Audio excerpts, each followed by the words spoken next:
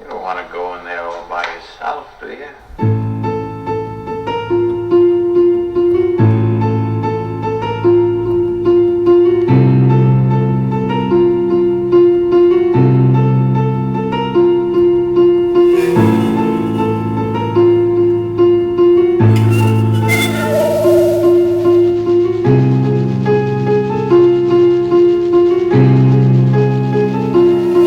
C.s.w. presents Incarnation Red.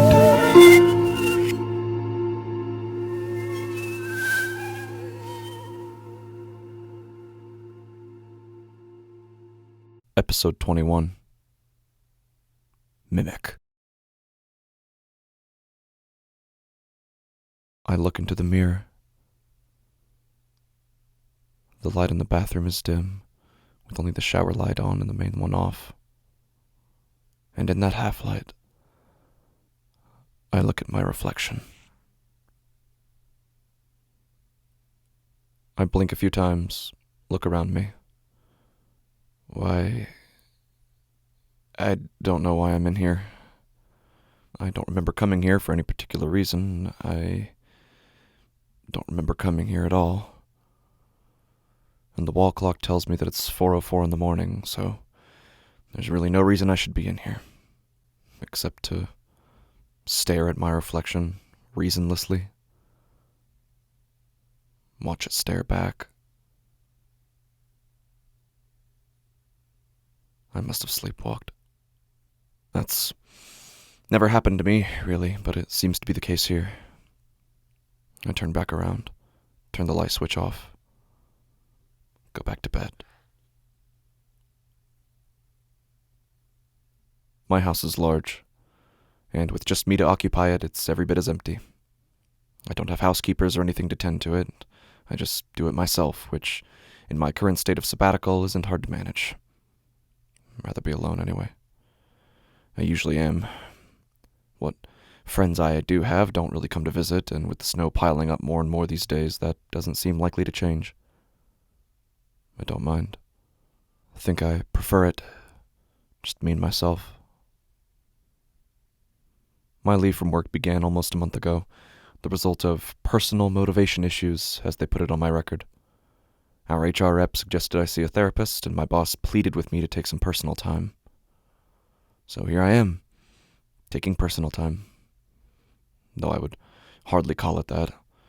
The word personal implies that it is time spent with myself, and I don't think that's possible. To do that would require me to exist, and, well, though I'm alive, and I'm breathing, and I do, in some obscure definition of the word exist, I'm not really what one would call here. Rather, I'm somewhere, something between human and strangely animate object. I just go through the motions, do what I think a human would logically do, keep up the act as if to convince someone, myself, I suppose, that I'm real. And maybe, one day, I'll pull off a convincing enough performance that it'll end up being true. Until then, though, here I am. Here I'm not. The snow gives me busy work. I devote my day to tending to it, shoveling out the driveway for the car I'm not going to drive, chopping down firewood for a fire I'm not going to light. After I've spent a decent chunk of the day tuckering myself out with those tasks, I come back inside to make a somewhat early dinner. The snow's beginning to fall again by that point anyway. Come to undo my endless work. I don't mind. I have dinner, and then, pouring myself my nightly glass of wine, go to sit in the living room recliner. And it's strange. The footrest is already up when I enter the room, and the television remote is sitting on the armrest. Weird. I must have left it as such when I went to bed last night. Not like me, but stranger things have happened. It's not long after that I'm in bed, with the cold comforter up to my chin, listening to the snowstorm whirl and roar outside. It's loud. It's so loud. And the next house is a quarter-mile away, and I wonder if I were to die here, now, if someone were to kill me right where I lay at this moment, would anyone hear me scream? Well, certainly no people would, but would anything even hear me? Would the birds and insects register my shriek? Would my howls of agony make any impression on the trees outside my window? Would I even hear it? I'm not sure. I'm not sure of anything except that I want to be asleep, so I turn back over in bed and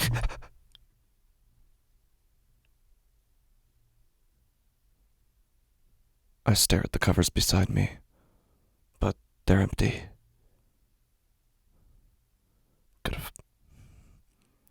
Could have sworn I felt someone else in bed rubbing up against me as I turned. But there's no one. Just me. The snow piles up overnight, greeting me first thing in the morning with a massive mound of it just outside my window. I skip breakfast, set to my snow-tending tasks right away. I get my coat on, gloves, boots, retrieve the shovel from the garage. I click the garage door opener, watch it slowly rise. Rise to reveal a perfectly clean driveway. A driveway with next to no snow buildup. I step a little closer, scrutinize it. How could snow have fallen everywhere except that convenient rectangle of concrete? The signs of a generous snowfall are everywhere around me, on the yard and the trees on the roof, yet there's my driveway, still freshly shoveled, just as it was when I finished yesterday. I hesitantly put the shovel back in its place, trade it for the axe. I go back through the house, still in clean boots, and head out the back door, where there is no such spot of uncovered ground. I head out into the somewhat miniature forest back my house, find the familiar spot I've been using the last few days. I see the mutilated stump that I finished off yesterday, and then I see another stump, one adjacent to it, one that I really could have sworn was a tree yesterday. I guess that somebody must have come here as well for the wood, though I can't really recall that ever happening before. I spot a different tree, one that looks of acceptable size, but there's something nagging at me, something that, now that I think about it, I just know I saw, but, well, I decided it would be quicker just to check. I follow my snow footprints backward, make my way out of the forest, back into my backyard. And sure enough, I'm right. I hasten across the yard, clump my way through piles of snow, and it just gets realer the closer I come. Next to the pile of firewood I accrued yesterday. Another one. Bunched and twined together just like the one beside it. The same amount, the same size. Just sitting there.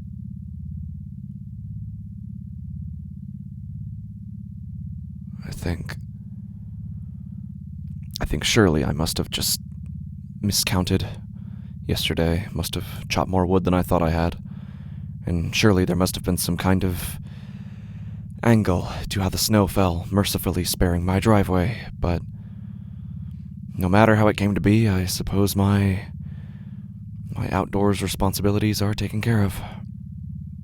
So I go inside, change into normal clothes, devote my time to the indoors instead. To cleaning, dusting the rooms upstairs, rooms I don't go inside too often. The rooms I don't see all day. Just to check them. I shine the windows of the media room, windows that haven't been looked out of for months. I sweep the floor of the upstairs study, although there are no footprints that I can find. I dust the guest room, inspect every surface for dust, for anything I might have missed. Open its closet, look inside, strip the sheets off the bed, and look underneath the bed as well for anything I might have missed. A guest room. Seems kind of silly to call it that, really, since it hasn't had a guest in years. As far as I know.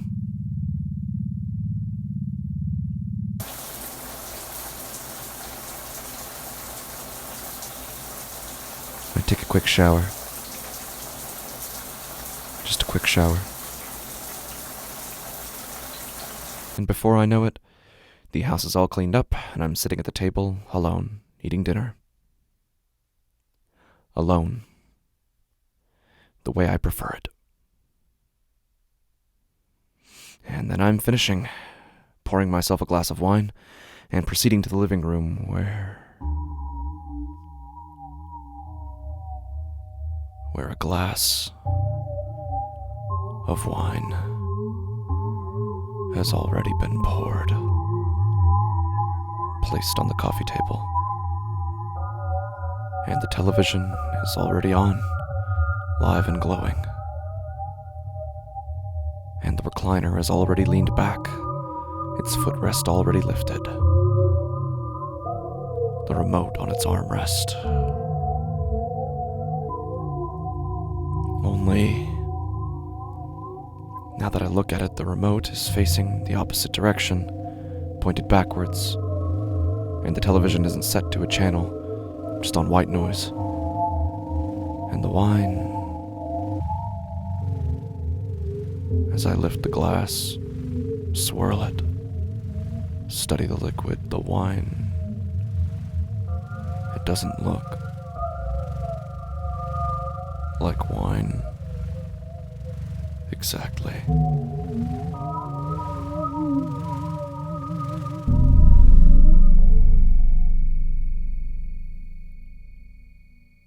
I make it an early night. After I've turned off the television, closed up the chair, and dumped both glasses of wine down the drain. There's one thought. A thought so random and reasonless, but it won't leave my head. Or rather, a word that won't. The word mimic. A strange word. An interesting word. It's funny to me how the second half of the word tries to imitate the first half. Mick. It tries to mimic it. But it can't quite do it perfectly. Because it isn't the same syllable. It's just a mimic.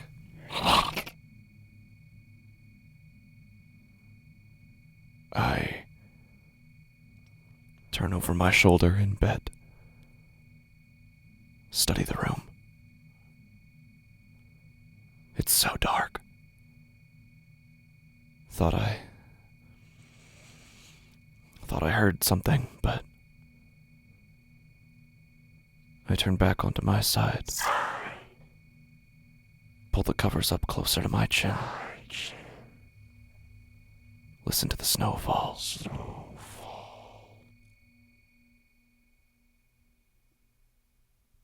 The next morning, it's the same.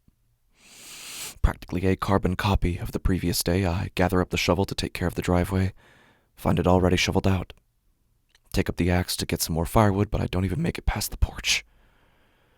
There's already another bundle of wood, twined up and left beside the one yesterday, but this time I notice differences.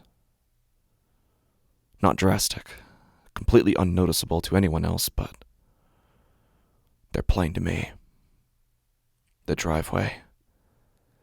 It's been shoveled horizontally, side to side, shifting downward with each line. Quite different from my vertical approach, different from how I ever would have done it, and the wood, it's the same issue. Chopped in the opposite orientation, a much more difficult way to do it, and I can see the cuts aren't quite right either. Strangely diagonal and uneven, like it was done by someone with very little experience at it. Even the twine isn't right, tied in a strange knot that I can't say I've ever seen before, let alone tied myself.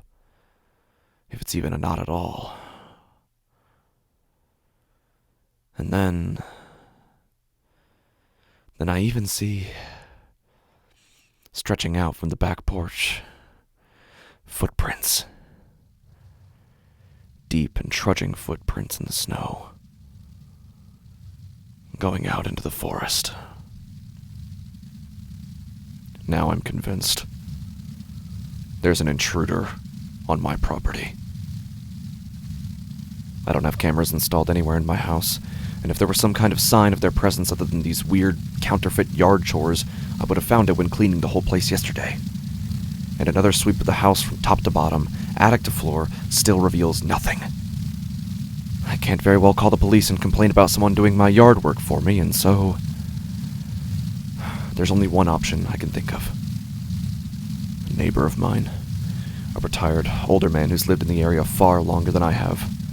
He takes a long walk around the neighborhood every single day, whether it's freezing, raining, or, in this case, snowing. He never skips it, no matter what. And he passes by my front yard every time. Just, if my estimate is right, as he will be doing any minute now.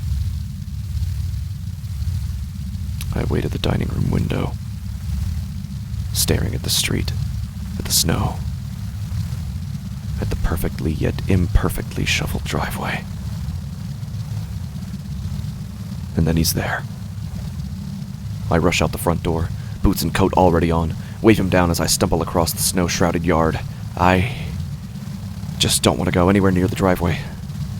I meet him at the base of my lawn, get greetings out of the way hastily, then open my mouth to ask, but before I can even get a word out, he speaks.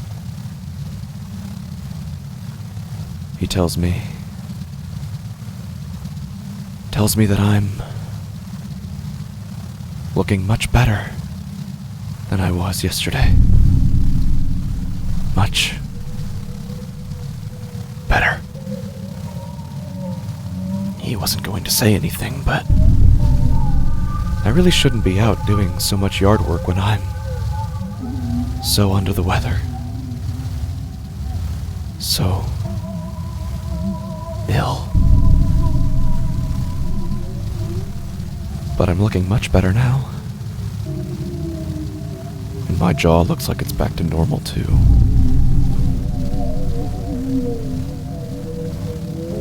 My open mouth is instantly without words to say. I stand before him, immobile, gaping, all nerves in my body instantly fried to a standstill. And all I can do is turn back around, back toward my house, where I can see, in the guest room window on the second story, the same room I was cleaning yesterday, a light, and a shape, moving. Then the light blinks off.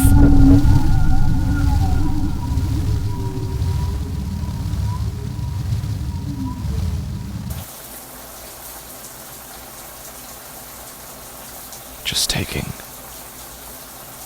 a quick shower to relax. Relax after a long day. After another full sweep of the house, then another, then a desperate 911 call followed by a police-aided sweep of the house, all met with the same result of nothing.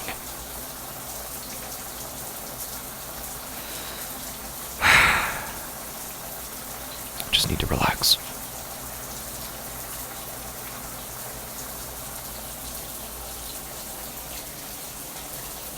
I close my eyes. Take a few deep breaths.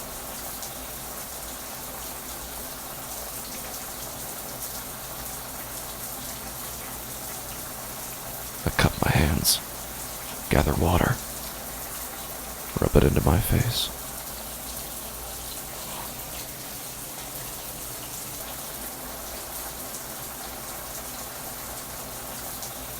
I reach down for my bottle of body wash, retrieve it, open it, and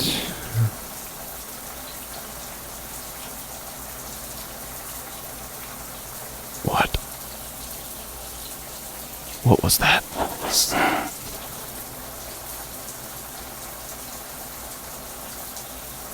I turn, look through the shower curtain. Something is there.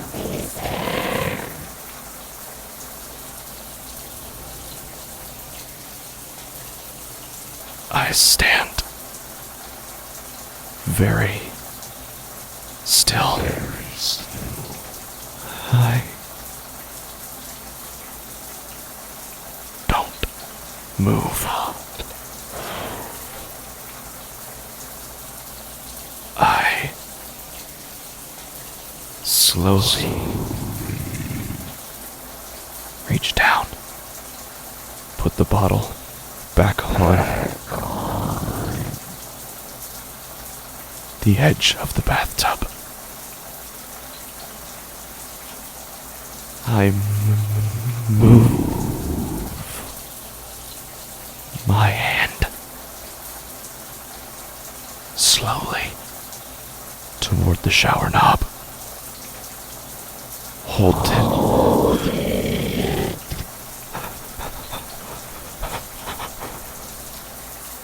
And I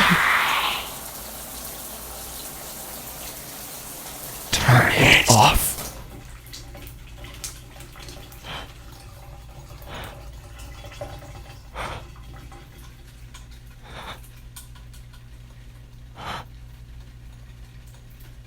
I pull back the curtain.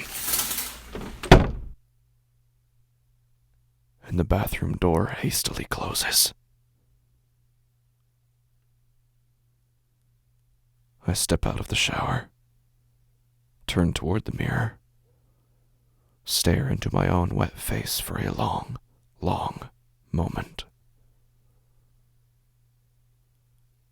Then another sweep of the house, with the same result.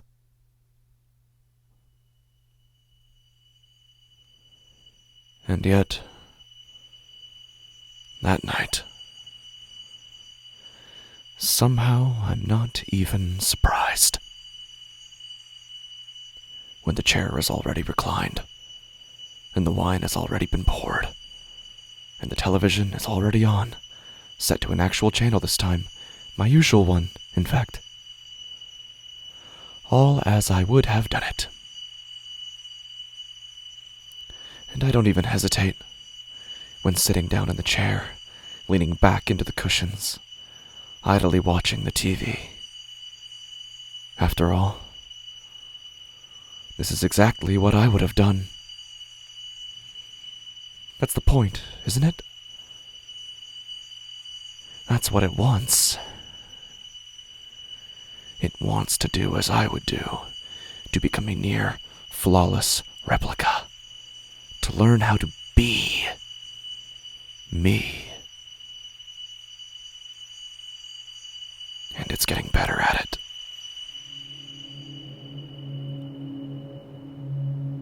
I have to wonder why. why it wants this. In a way, I can't help but feel like it admires me. Like it's trying to learn me out of genuine appreciation. Like it's standing somewhere in the gaps of my vision, trying to memorize me out of intimacy. That it watches me at all times, sees me from all angles, and it likes what it sees. Likes the individual tics and mannerisms of my face. Likes the way that I always sit with my hands folded, or the way I always walk on the balls of my feet on staircases. Likes all of it so much that it just has to have it. That it's not enough just to mimic me. It has to take me from me. What am I, then? To be so easily taken from myself, what am I? Just a set of flesh, a humanoid object that occasionally moves. Something easily pieced together from scratch after just a few days' observation. Is there anything more than that? Something inside of me, something it can't see from the outside, and that it can never perfectly mimic. It doesn't feel like there is. Hell, maybe that's why it wants me. After all, with the way I've been living, this hollow simulation of my best guess at what real life is, of course it wants to replace me. I'm just so easily replaced.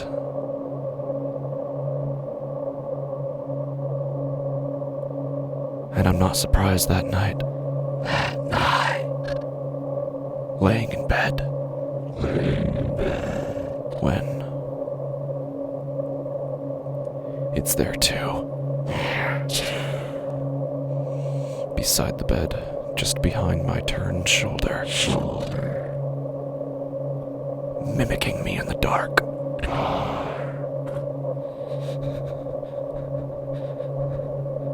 I turn onto my other side. Look through the half-light at its silhouette. And it sure is a close likeness. I see the same outline of my hair, the same shape and length of my arms. I see the same height, the same build, the same everything, but from a certain angle I can see that its jaw is wrong, uneven, incorrect. Guess it couldn't get everything right. It can't. It can't get everything right because it's not me. It can try all at once. It can memorize my behavior. It can recreate a semblance of my appearance, but so help me God, it is not me. I won't let it be. And if it really wants to try, then maybe it's time we met, face to face. I sit up, stand out of bed, look at it, directly where my eyes are supposed to be. I reach out toward my nightstand for the lamp.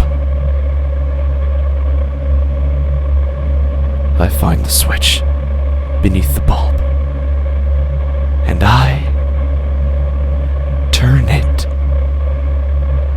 on.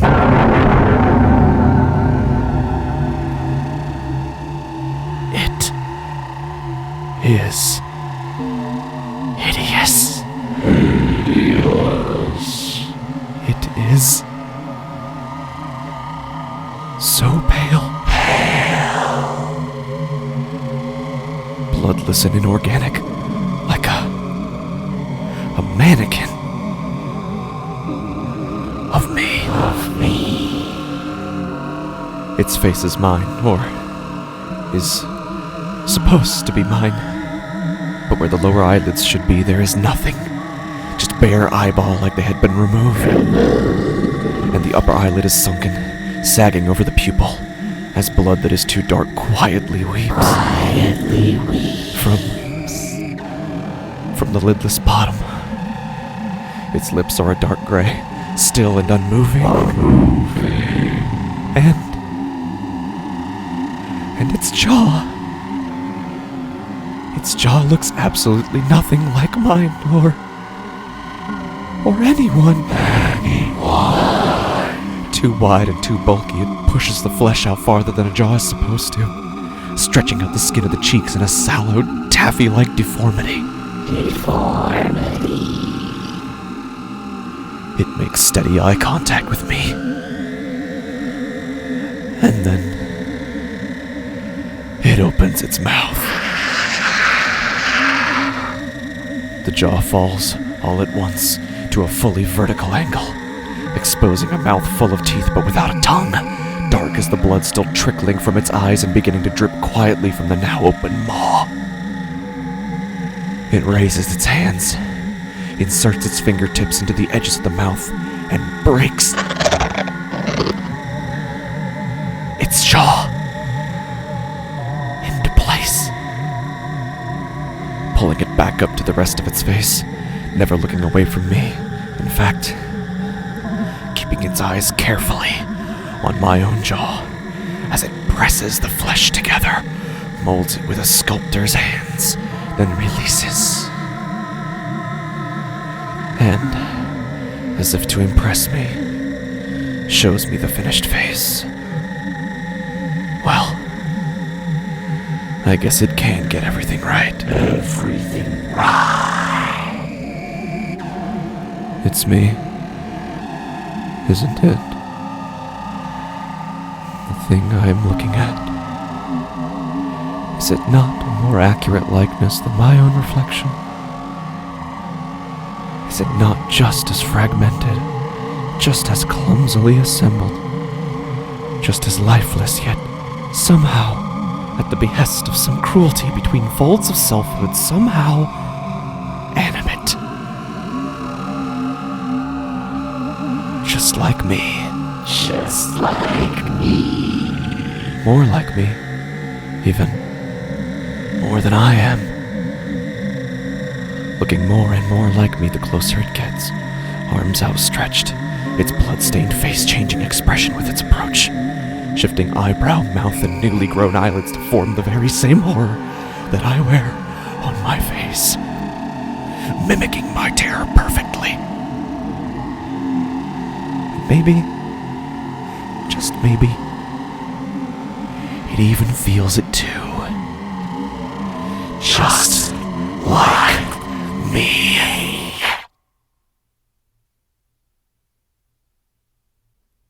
I can't remember what happened next. All I know is that I woke up in the same bed the next morning, got dressed, had breakfast, shoveled out the driveway, chopped up some firewood.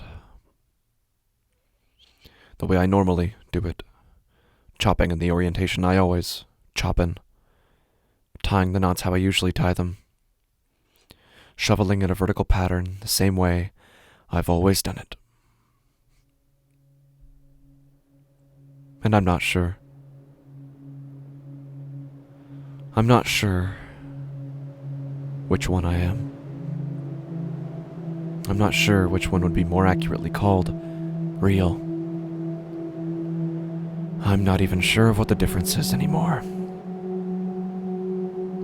And in a strange sense, maybe that means I'm finally real. Maybe that means my imitation act, my best attempts at simulating humanity, at being a real person although there is nothing inside of me. Maybe they finally worked. How much effort went into it? Went into convincing myself that I am, in fact, a real person. That I am an actual human being. That I truly and honestly exist. And now all I have to do is keep up the act. The same motions I've been going through since the beginning, learning them a little better each time. And I think I've done a pretty convincing job. Don't you? Didn't think it could get even more complicated, more obscure. Yet simultaneously be the biggest paranormal breakthrough I've ever observed, that anyone's ever observed. And the fireflies, why do I keep seeing them? How am I to interpret their presence?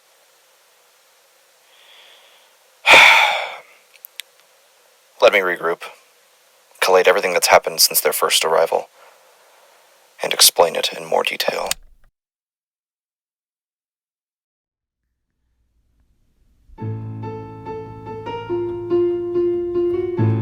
Incarnation Red is created, written, narrated, and edited by c.s.w. The opening theme was written and performed by Annika Hansen. All music and sound effects used in this podcast are created in-house from scratch. For more information and updates, join our Facebook group Friends of Incarnation Red or follow our Facebook page, Incarnation Red, as always READ. For more information than that, you can follow me on Twitter at csw_horror or visit my website c.s.w horror.com. For behind-the-scenes looks and other scary content, you can follow me on TikTok or you can follow me on Instagram at Incarnation Red. Thank you for listening.